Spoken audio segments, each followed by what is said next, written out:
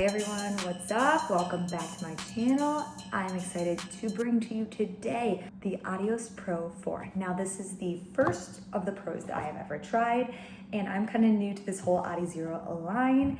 It's been overall pleasantly surprising, as you guys have potentially heard if you've listened to my past couple reviews with the Boston 13 and the Evo SL, which I in fact did give it a second try. And you'll have to watch that one to see if that was actually a Thunderstruck shoe. Well, let's get into it. Woo! This is a shoe here, okay? Now this is a very, very lightweight shoe. I'm gonna kind of talk about all of the details of the shoe, the makeup, and what makes this dubbed a record-breaking shoe according to Adidas. First impression is look at this rocker here. Okay, maybe it's not showing as much in the video. I would say maybe on the more aggressive side overall. Just from initial glance, it looks pretty intense, but it's meant to go fast. So if you're not looking for a racing shoe, this is probably not going to be for you. This is meant to be used for distances around half marathon and up to full marathon. We have a lot of different energy components in here that are going to propel you forward, and they've definitely looked for ways to cut back on weight wherever they can. So women's size 7.5 comes in at approximately 6.06 ounces. Like I said, very light. And then the men's size 8 comes in at 7.05 ounces. If you're like me and you like a lightweight shoe, then this is for you, okay? That weight is chef's kiss. There is a 6mm heel to toe drop in this shoe. Similar to the Boston 13, this does also have those carbon energy rods that you can see on the bottom. These are designed to mimic more of the anatomy of your foot, and it is supposed to be designed to be a little bit more flexible but still have that power and drive that a carbon plated shoe is going to give you. And you will feel some of that firmness in this as well. If you saw my Boston 13 review, you'll hear that I talk a little bit about the carbon energy rods, what seemingly was the issue with kind of pushing into the arch of my foot just a tad. Now maybe that wasn't it. That's kind of what I ended up coming to the conclusion that was what was going on. So since this shoe has that same rod technology, I am curious if I will notice that as well. And if I don't, maybe there was something else going on with the Boston 13 that is different in this shoe that makes it maybe a little bit more enjoyable of a ride. Another thing I want to call out is this mesh. It's a woven mesh upper. It's a one-way stretch, and it is designed to mold to your foot like a glove ideally. So hence it being more of a race day shoe. It feels so soft. I think that anyone is going to probably have a pretty good experience with putting this shoe on and not having it be very rigid or having any pressure points. The Boston 13, another downside of that shoe from my perspective was that mesh upper was very plasticky and rigid feeling compared to this. This is very, very soft. I mean, you can see how flexible that is. So I'm excited to put this on and see how it feels on my foot. Price point. This comes in at $250 US. Now I will preface by saying this colorway was actually on sale for $150 US. Yes, you heard that right. $150 US, $100 off for this version. So of course I had to snag it. I felt like this was the perfect opportunity to try out this shoe that I've been eyeing for some time now. I am not sure that the colorway is still on sale. Apologies if it's not, but the other colorways are awesome as well. There is a black on black version of this that is so sweet. Check it out. Let me know what you think. I think it looks incredible. Similar to the Boston 13, this also has the Continental rubber and light traction material designed to help it be a lot more stable and grippy for your run. We also have that Light Strike Pro foam here, as you can see. This is going to be great for energy return. I'm just, pressing into it now, and it feels pretty solid overall. You can see that it's relatively stiff, but not anything too crazy, but the foam doesn't feel overly firm. I feel like this is going to have a pretty similar ride to the Boston 13, but I think it's going to be a level up, which doesn't surprise me. It's lighter weight by a decent amount. And of course, overall material just feels a lot nicer. The foam composition of this is a little bit lighter than its predecessor, so the Pro 3. Again, this is my first Pro, so I can't really speak to that entirely, and I can't give you a side-by-side comparison there, but I'm always looking for another race shoe. I'm a half marathon person. I'm always looking to run a new half marathon, so I'm always in the market to try something different, to figure out what's gonna help get me one step closer to that PR I'm always looking to hit. The last thing I want to call out here is the heel collar. So this heel collar is very, very thin. As you can see, I'm able to squeeze this all the way together. Now, this is something that I don't always love in a shoe. I'm not totally surprised that a race shoe has less material there. I mean, they're looking to cut down with weight however they can. I don't know how I'm going to feel about this. There's not much support here. I mean, if I'm going fast, sometimes I can get a little bit dicey with stability. So I definitely want to make sure that that is something that's not going to bother me or cause me to have any kind of rolling. Top of the heel collar here is a very thin, almost suede-like material. You can probably kind of see it here in this lighting. I also am concerned about blistering here. As you may know, I am more prone to blistering, a little bit on the sensitive side to certain materials of shoes, and there's not a lot of cushion here at all, almost basically no cushioning. So we will see how that ends up panning out for me. I will definitely speak to that because that's always an instant no for me if I'm going to have any kind of blistering, especially if it's a shoe that I would want to use for a half marathon. I mean, you're running 13.1 miles. We are not having blisters. That is not going to work. That is not how we get PRs, okay? Let's go ahead and take the shoe out for a run. I'm probably gonna do 4 or 5 miles in this, take it through the different paces, be able to talk to you about how it functioned at those different paces. Again, forewarning, this is a faster shoe, so probably going to be sticking in that 8 minutes and faster pace range for a majority of my run, just because that's what it's meant to do. I will probably do some sprints in this. I'm feeling a little energetic today. We're gonna capitalize on that and get going. We'll talk soon. I'm back from my run. So I did a 4-mile run and I have 3 words for you. Fun, fun, fun. Just kidding, that was 1 word 3 times, but I am so serious. This shoe was so much fun. I am glad I had the energy to take these out because I feel like this shoe would not be fun if you didn't have high energy to take it out and go. I have a lot to dig into about this shoe. I have a lot of thoughts and opinions and I'm excited to share them. I felt the shoe fit very true to size. I am a typical size 7 and I would not necessarily consider sizing up or down personally. Typically, I like to have my shoes fit a tiny bit more snug, especially when I'm running faster paces or long distance. But if anything, this ran just a tiny bit big. If you have a wider foot, I think you're gonna have no issues here. The toe box is very forgiving. The stretch woven mesh upper is fantastic. I thought it was very lightweight. It molded to my foot very nicely. Now, did I get blisters?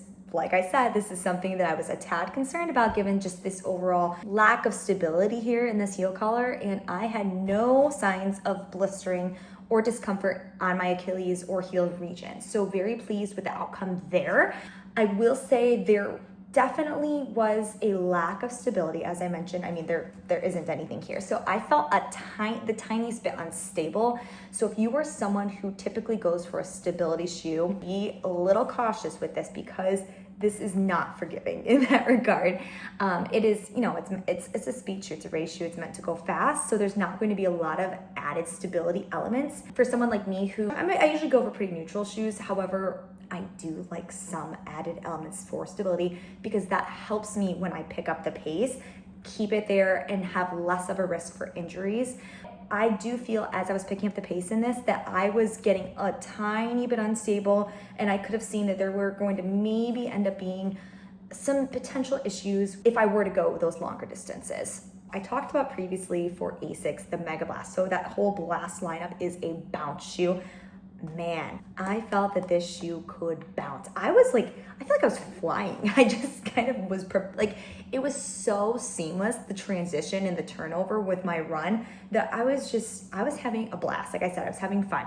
And I know that some people think that running is not fun, but I think that this shoe would prove you wrong, especially if you are more prone to going at those faster speeds. I think you would have a ton of fun in this and just have that sensation that you are flying. I think that really that just is attributed to that solid foam composition and of course those carbon energy rods. Now I did talk about how in the Boston 13, I felt like maybe there were some issues with, no, very minor. I still really like those shoes, but the rods almost as I would strike down, it would fold into the arch of my foot. Then as I started to run in this and think about it a little bit more, you know, stuck in your running thoughts as you're going, I was wondering if maybe what I was noticing was the slightest bit of the cutout from the Boston 13s and potentially this too, because I noticed it a tiny bit in this as well, but a little less. And I was originally, when I talked to the Boston 13s, I originally did say that I don't feel that I noticed the cutout, but with these, maybe I did a little more so. Hard to totally say what the culprit was there, but I didn't have any pain or discomfort as from the rods or the cutout overall. I just think that maybe there's the tiniest bit of stability lacking there. Again, a lot of those faster shoes, that's not what they're designed for. So you're not going to have those added elements there for you. Traction on these was great. It's interesting because I'm pretty sure this is the exact composition as the Boston 13s with the light traction and the Continental rubber, but this somehow may even have more traction. I have this shoe right here just to kind of compare the bottoms a little bit. I think that there's a little bit more groove definition in the Pro 4 than there is the Boston 13. Now I spoke of this saying how it's a little bit on the smoother side, and same thing with the Evo SL, even more so, that sometimes I'm a little cautious with, just because I feel like even though the rubber is high quality material, I still worry about some slippage because of how smooth it is. I like to have some grooves there, whether or not it makes a huge difference. I'm not a shoe engineer. I don't think that's the formal job title, but you know what I mean. But take a look at these just to kind of give a comparison side by side. Although this is dirty and actually looks like it's got more dimension, it is more flat. You can kind of see from that angle there. And then this, you have a lot more of that grooved texture. Most of my 4 miles, I did race pace or faster. So my 7 minute and 40-second mile and faster, I did take this through a few sprints just to see how it felt. And it felt good. It honestly felt very solid at all of the different paces that I went through. The slowest pace I did was kind of a warm up for about a quarter of a mile or so, and that was around 8 minutes and 30 seconds. Sometimes with some of these racing shoes, you start to have some issues when you are going at those slower paces. Obviously you're not getting some of the benefits from the foam and the plates, but I didn't feel that this was terrible at those slower paces. Now, I would not recommend buying this shoe for anything other than wanting to go fast and preferably race. So mostly race day or race day prep. I think if you wanted this as a daily trainer, this is not the shoe for you. It just wants to go. Now, it didn't want to go as extreme as that Mega Blast that we talked about before in one of my previous videos. That was firm. Not everyone agreed with me on that, which is totally understandable. Everyone sometimes has different experiences. There's so much that goes into how a shoe fits and feels for each person. But with this, I feel that you have a lot more versatility. Something I want to call out, because I think sometimes, no pun intended, but you don't want to put yourself in a box for a type of shoe. Let's get into my ratings on the Pro 4. Beginning with performance, I'm going to go ahead and give this a 9.3. I felt that this was a solid shoe for that distance and fast race running.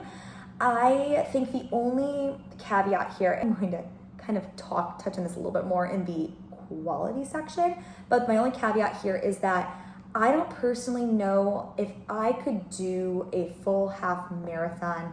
That seems kind of contradictory, a full marathon, a half marathon in this shoe. The reason being that I need a little bit more stability for those distances, especially as I'm picking up the pace. The faster I went in this shoe, I had more fun, and it definitely came to life.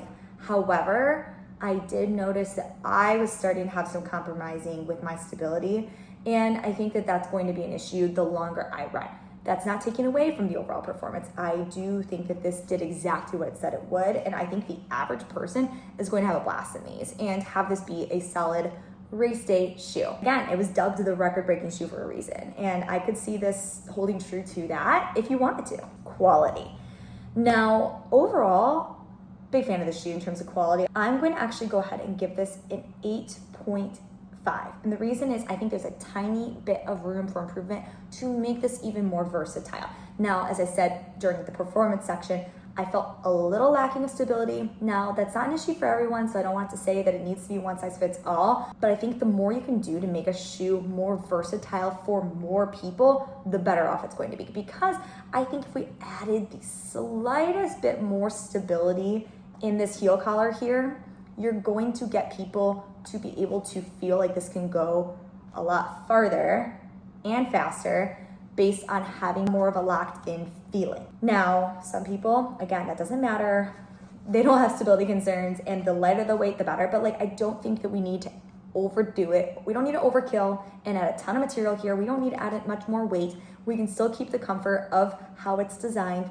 Just something else just to keep it a little bit more stable. That's all I'm saying here. Other than that though, quality, the mesh upper, the way they designed it with this kind of more tightly woven mesh upper, it's so soft and it fit great. The foam feels like it's going to hold up. I mean, just like this entire line, I think that we're gonna have no issues with having this kind of go for quite a few miles. I really enjoyed the rods. I felt that this was somehow better than the Boston 13. I mean, it is a better shoe. It is a higher price shoe. There are more elements and thought put into this to get it up to that price point, but in general, I still felt like they would have felt kind of the same. It's the same type of carbon rod put in it, but needless to say, it felt different to me, but in a good way. Great quality shoe, highly recommend. Comfort. This is coming in at a 9.1. I really did feel, again, aside from that heel collar, I could run and go and go and go in this. I didn't really even want to stop my run. I only did because I have a lot to do today. But the foam was very, very soft without that sinking and squishy feel. It really had great energy return. I did not feel any issues of taking any of the brunt. I feel like it absorbed that shot wonderfully, and just stepping into it, it felt very nice. I don't like an overly firm shoe. Now, I mean, firmness, there's kind of different layers to that. Like, you want some firmness for that being able to propel you forward, but I don't want to feel all of the shoe. I want to have some level of reprieve so that I can go for a longer time. And since this is a shoe that is meant to go for longer distances, I felt like this fit the bill for everything you would need in terms of comfort. Even the heel collar, though it lacked some stability, I'm not really docking anything in that regard there. Some of these categories I feel like are very interwoven with ratings, but it was comfortable. Price point here. Okay, this is tough because it is a $250 shoe, but I got this for $150 because this colorway was on sale. And this is a cool colorway, I like it. And I didn't even mean to match it. You can see that beautiful neon green there, those little added touches. And my neon green top. But for the original price point, because that is what majority of the colorways are, $250, I'd say it's a 9.0. I mean, no one wants to pay $250 for shoes, but it is right in line with its competitors that are race day shoes. I felt that it really held up to what it said it was going to do overall, and I have no notes, as the kids say, in terms of anything that would dock it really for price point. If I could get this for $150 in any colorway, then this would be a 10, a solid 10 for me. That is well worth the price point. Last but certainly not least, everyone's favorite, or at least my own favorite, who knows if anyone watches the video long enough to get to this point, but is this a Thunderstruck shoe? And I bet, based on everything I've said thus far, you know the answer. And yes, indeed, this is a Thunderstruck shoe. I had so much fun in this. This was a blast to run in. I really have no complaints other than the heel collar. I spent the entire run in my thoughts about this shoe. I feel like when I'm typically running, you know, depending on the day, sometimes you're just dreading and chugging along, trying to get through the run, or you're thinking about work, or you're thinking about what you're gonna eat for dinner, which is usually what's on my mind, but I just kept thinking of how much fun I was having in this shoe. I am so curious of what they're going to do with the next iteration. Now, hopefully, something with the heel collar, because then I will be a happy camper, but I think the average person's gonna have a great time in this, especially if you are more prone to enjoying faster paced running and distance running. Well, folks, I feel like I'm in the Looney Tunes. That's all, everyone. Thank you so much for tuning in again. I would love to hear some ideas of what other shoes you guys like, and if there's anything you want me to try that's out there that I have not touched yet. I'm always looking for something for race day or race day training. Hit me up, let me know. Until next time, talk to you soon.